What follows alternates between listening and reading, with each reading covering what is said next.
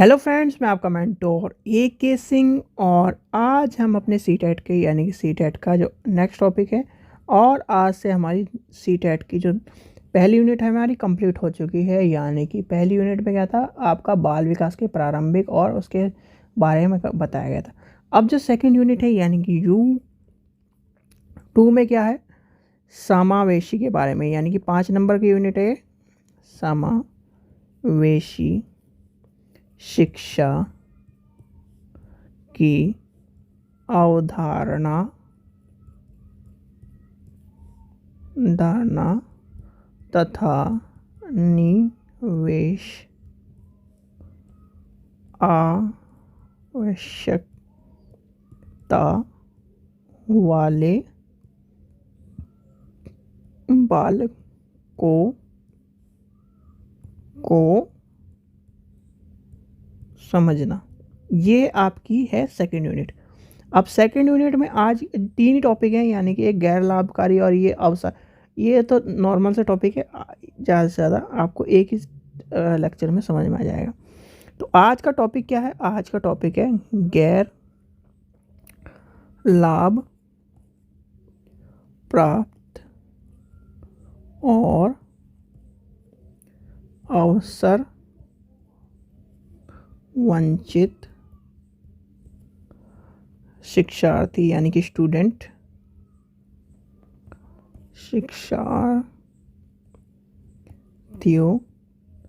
सहित विभिन्न पृष्ठभूमियों से आए शिक्षार्थियों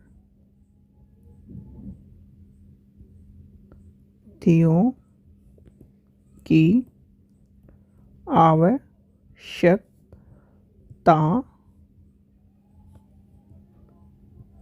को समझना।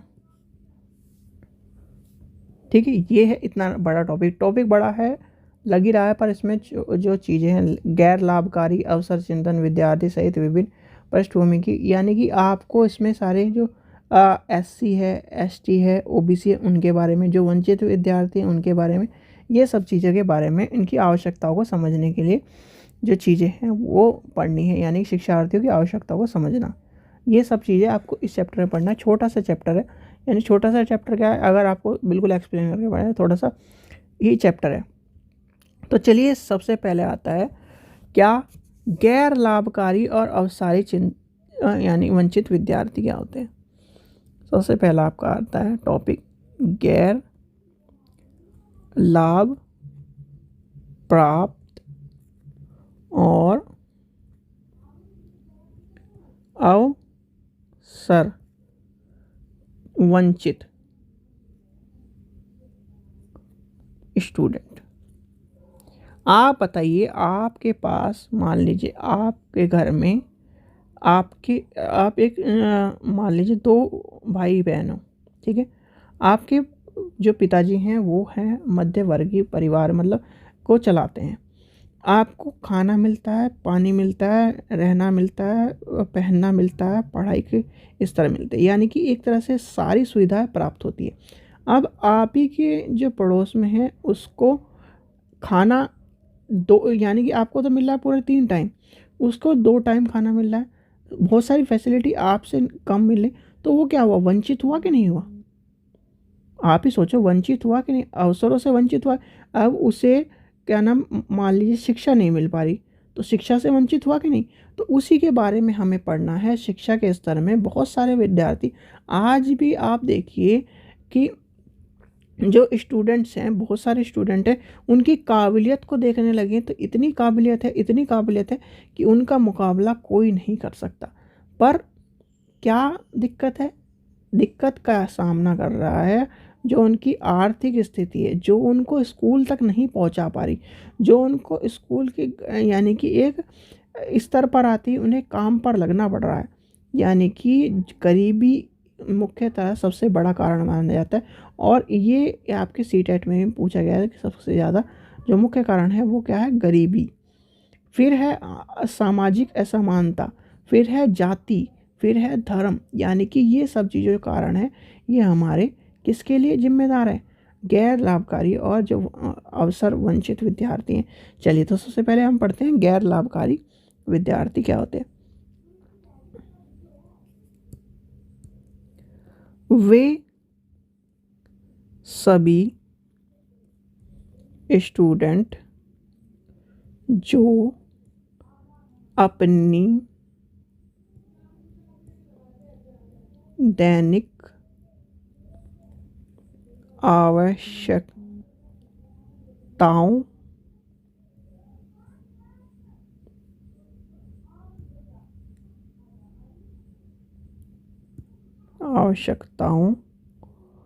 को पूरा नहीं कर सकते हैं और एक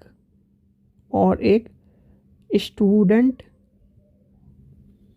के रूप में यह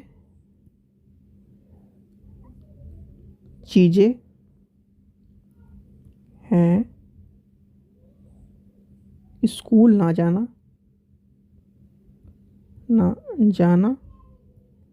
स्कूल की चीज़ों को प्राप्त ना कर पाना और एक अच्छे ज्ञान को प्राप्त ना कर पाना। ठीक है, तो ये है गैर लाभकारी और अवसर चिंतन, यानी कि उसके पास कोई अवसर, यानी कि आप मान लीजिए जो आपने देखा होगा कि जो बैगर्स हैं, यानी कि गरीब बच्चे हैं, जो क्या करते हैं, छोटी छोटी उम्र में ही वो कूड़ा बीनने लगते हैं। और यानी कि उनकी अगर कैपेबिलिटी देखी जाए, देखो आप इतनी धूम में, मान लीजिए आप हैं, मैं हूँ, चाहे कोई भी हो, हम घर में बैठे रहते हैं या फिर घर में से बाहर जब निकलते हैं, धूप में निकलते हैं या फिर इस तरह की जब चीज़ें होती हैं तो हमें गर्मी लगती है। पर वो जो बच्चा है वो 24 घंटे एक तरह से गर्मी में रहता है, बिना चप्पल के रहता है, कपड़े भी उसके पास इस तरह मतलब नॉर्मल टाइप रहते हैं, और वो तब भी उसे कुछ नहीं होता, ना बुखार होता ना जुकाम, यानी कि वो परिस्थिति का सामना कर पा रहा है। और उस परिस्थिति का सामना करने वाले बच्चे को अगर क्या नाम थोड़े से अवसर मिलकर उसे ज्ञान की प्राप्ति करी जाए तो क्या होगा, वो ज्ञान को अच्छी तरह से प्राप्त कर पाएगा। इसलिए कहा जाता है कि ज्ञान को प्राप्त करने की कोई सीमा नहीं होती, कोई धर्म नहीं होता, कोई स्थिति नहीं होती। अगर कोई भी बच्चा ज्ञान को प्राप्त कर लेता है तो उसे अपने, यानी कि वो जिस स्टेज में है उस स्टेज को छोड़कर आगे निकल जाता है।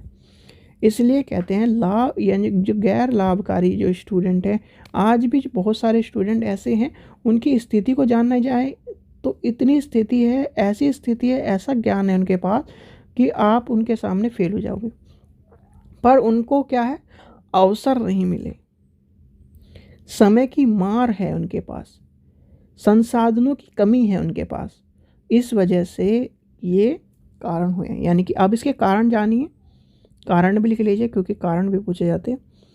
कारण, समय से संसाधन ना मिलना, ज्ञान प्राप्त करने में कमी, स्कूल ना जा पाना, धन की कमी, और क्या होगा बताइए, कारण बताइए आप। जो गैर कार्य यानी कि एक तरह से क्या है, गैर लाभकारी सुविधाओं की कमी उनके पास, यानी कि सुविधाओं,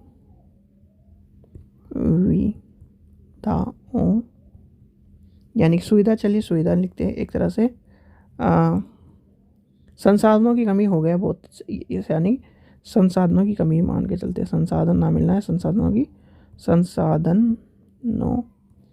की कमी, ये कारण है गैर लाभकारी और अवसर वंचित विद्यार्थियों की सही तरह से उनके जो पृष्ठभूमि है, उनकी जो चीज़ें हैं उनको ना मिलना। अब जो इस तरह की जो विद्यार्थी है उसके लिए, यानी कि इनके कारण जो आपने जान लिया, अब इनके जो सरकार क्या कर रही है, सरकार क्या कर रही है। सबसे पहला आपका आ जाएगा free education, free education, scholarship, scholarship, ठीक है। और क्या आ जाएगा बताइए। जो भी बच्चा क्या है आर्थिक रूप से वंचित है उनकी सहायता, यानी कि जो सरकार क्या करती है, विभिन्न स्टूडेंट को सहायता प्रदान करती है, यानी कि स्कॉलरशिप से अलग है, ये स्कॉलरशिप वाली बात अलग, सहायता प्राप्त कराती है। फिर आता है मेधावी छात्र, मेधावी स्टूडेंट, ठीक है। यानी कि सरकार के जो बहुत सारे कदम हैं वो भी चलते रहते हैं। अब जैसे 10th और 12th में जो अच्छा प्रदर्शन करता है उसे क्या नाम क्या मिलता है, अलग से रिवॉर्ड मिलता है स्कूल की तरफ से भी, बहुत सारे स्कूल में मिलता है। फिर क्या आता है निःशुल्क कोचिंग व्यवस्था, ये भी लिख लीजिए, सरकार करा रही है निःशुल्क और निःशुल्क कोचिंग व्यवस्था तो आपको पता ही है यूपी में चली हुई है। IAS PCS की, बस सीटेट की नहीं चली हुई, सीटेट का बोर्ड यानी कि एक तरह से उन्होंने प्रचार तो किया था, पर सीटेट की मैंने कहीं भी नहीं देखी। निःशुल्क कोचिंग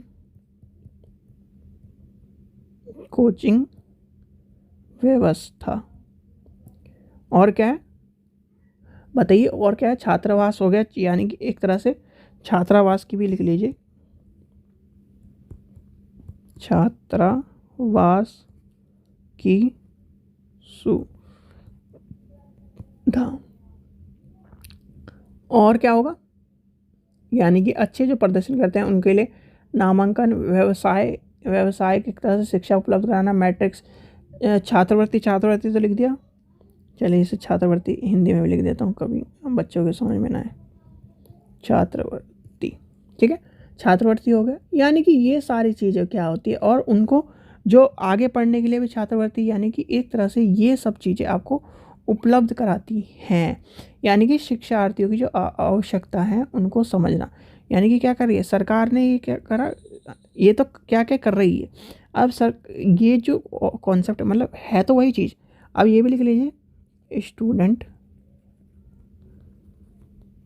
की आवश्यकताओं को समझना। इसमें क्या आएगा, इसमें वही आएगा कि उच्च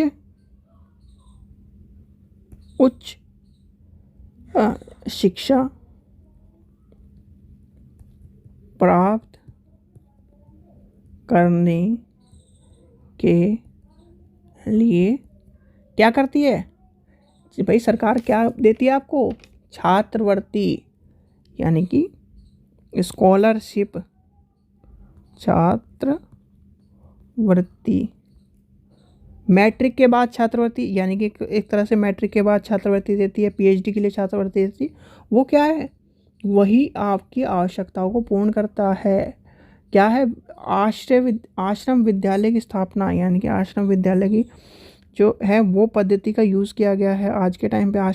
जो आपने देखा होगा आश्रम विद्यालय के जो फॉर्म निकलते हैं वो भी वही बात है, आश्रम विद्यालय की स्थापना एक आएगा, इसमें आएगा। फिर वही जो छात्रवृत्ति, यानी कि निःशुल्क कोचिंग आ जाएगा, यानी कि स्टूडेंट के लिए यह आवश्यकता है निःशुल्क कोचिंग को समझना। भाई कोचिंग आप ये मान लो पढ़ाई के अलावा, समझने के अलावा, यानी कि कोचिंग का भी तो होना चाहिए प्रावधान। जैसे आपके NVS में सुबह के टाइम पे क्लासेस होती हैं और शाम के टाइम पे कोचिंग टाइप की होती है, तो वही सुविधा बच्चों को भी दी जानी चाहिए। फिर क्या आएगा, एक तरह से उनके लिए और क्या आएगा, योग्यता को बढ़ाने के लिए उनके कार्य करे जाएँ। और छात्रवृत्ति हो गया, छात्रवृत्ति तो हमने लिखी, सबको पता ही है, छात्रवृत्ति आ जाएगा मैट्रिक से, यानी कि एक तरह से छात्रवृत्ति भी लिख लीजिए। चलिए स्कॉलरशिप वैसे मैंने लिख दिया, उच्च स्तर पर छात्रवृत्ति। तो ये सब चीज़ें क्या होती हैं, विद्यालय में आने गए और उनको अवसर उपलब्ध कराना, यानी कि आर्थिक,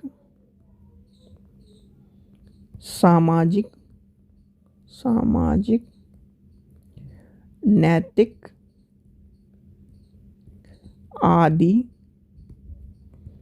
तरह से सुविधा उपलब्ध कराना।